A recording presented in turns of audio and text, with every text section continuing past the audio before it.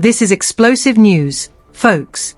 20 councillors from Broxtowe have thrown in the towel on Labour, and the fallout is nothing short of catastrophic for Keir Starmer. The stakes have never been higher as Elon Musk and Kemi Badenoch are now calling for an investigation into Starmer's past. This is a major development making waves across the country. 20 councillors have ditched Labour in one sweeping move. These aren't just any politicians, they represent the backbone of Labour. Leading this mass exodus is Milan Radulovic, the council leader who has been with Labour for over 40 years. His departure speaks volumes about the current state of the party. If this doesn't make you sit up and take notice, what will? So, what's behind this mass resignation? The councillors are pointing fingers directly at Starmer, claiming he has abandoned the fundamental principles of Labour.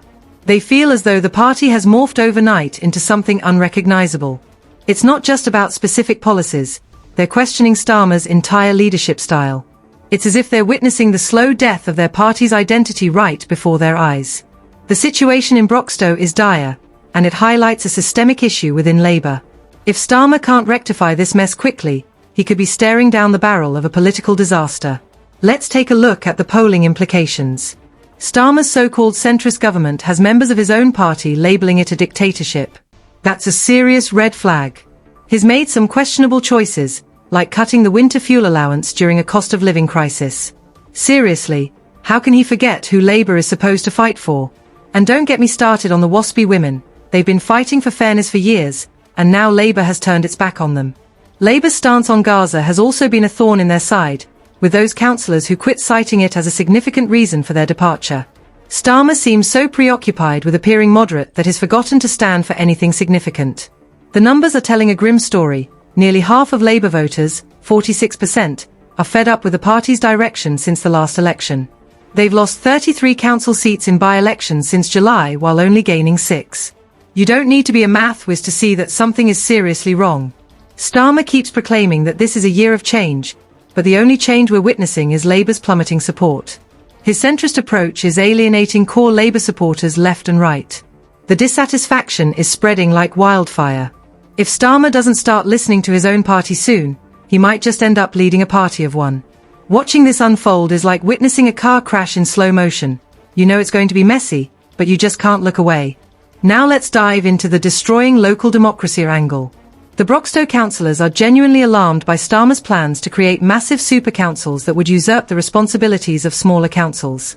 Milan Radulovic, the leader of the Broxtowe councillors, has called these plans nothing short of a dictatorship. And honestly, who can blame him? Right now, if you have an issue, you can approach your local councillor who knows your area and can advocate for you. But with super councils, your voice could easily be drowned out. Imagine your town wanting a new community centre. Local councillors who understand your community's needs can advocate for that. But with a super council, someone who has never even set foot in your area might make that decision. This isn't just about local governance, it's about being heard. Experts are concerned that this shift will disconnect local government from the people they're supposed to serve. On top of all this, Musk and Badenoch have dropped a bombshell regarding Starmer's time as Director of Public Prosecutions. Musk has bluntly questioned who was at the helm of the CPS while rape gangs were exploiting young girls without repercussions. Guess what? It was Starmer from 2008 to 2013. Now, Badenoch isn't staying silent either. She's calling for a full national inquiry into what she dubs the rape gang scandal. Both of them seem convinced that Starmer has some serious questions to answer. They're not pulling these accusations out of thin air, they're referencing real cases, like what transpired in Rotherham. Public outcry is growing for an inquiry into past abuses, and Starmer's office is scrambling to change the topic, focusing on protecting democracy from foreign meddling. But with these accusations swirling, that tactic may not hold water. Downing Street is claiming they're working on stricter rules for foreign donations to political parties, but with Labour already losing ground and now facing this barrage of allegations, Starmer is in a precarious position. It's like watching a political drama unfold, and I can't help but think there's more to come from Musk and Badenoch. Let's not sugarcoat it, Labour is in the midst of an electoral meltdown. Remember when Labour had that massive majority? Those days are long gone, and the situation has deteriorated so much that it feels like we're living in an alternate political universe. Since their big win last July, Labour has lost 27 seats in just 6 months. They're losing support faster than Starmer can utter the word centrism. Why is this happening? It's like a perfect storm hitting Labour. The economy is a mess, inflation is soaring, and Labour's response is to propose tax hikes. Brilliant strategy, right? And let's not overlook Brexit. Starmer is cozying up to the EU, and Labour voters are not on board. These voters backed Brexit, and now they feel like Labour is trying to sneak them back in. This isn't just about big-ticket issues either. Labour members across the board are voicing their dissatisfaction, claiming the party has lost its way. Starmer is trying so hard to please everyone that has ended up pleasing no one. Other parties are gaining traction. Labour and the Conservatives are neck and neck, but Reform UK is now polling at 22%. Some experts believe that if this trend continues, Reform UK could become the largest party in Parliament. Imagine that. Nigel Farage's party running things for the Conservatives. What a shake-up that would be for the next election. Labour is losing its stronghold and failing to win in critical areas. If this decline continues, we might witness a dramatic shift in the political landscape. Starmer must be sweating bullets. He claimed he'd make Labour electable again, but the evidence suggests he's doing the opposite.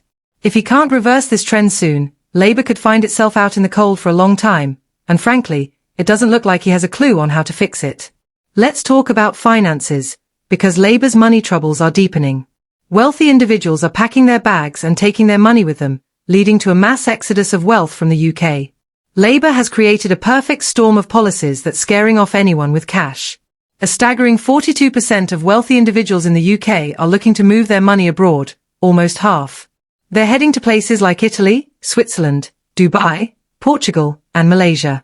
Anywhere but here. This isn't just about rich folks. Companies are getting jittery too. The UK stock market has lost £100 billion worth of companies, marking the worst performance since the 2009 financial crisis.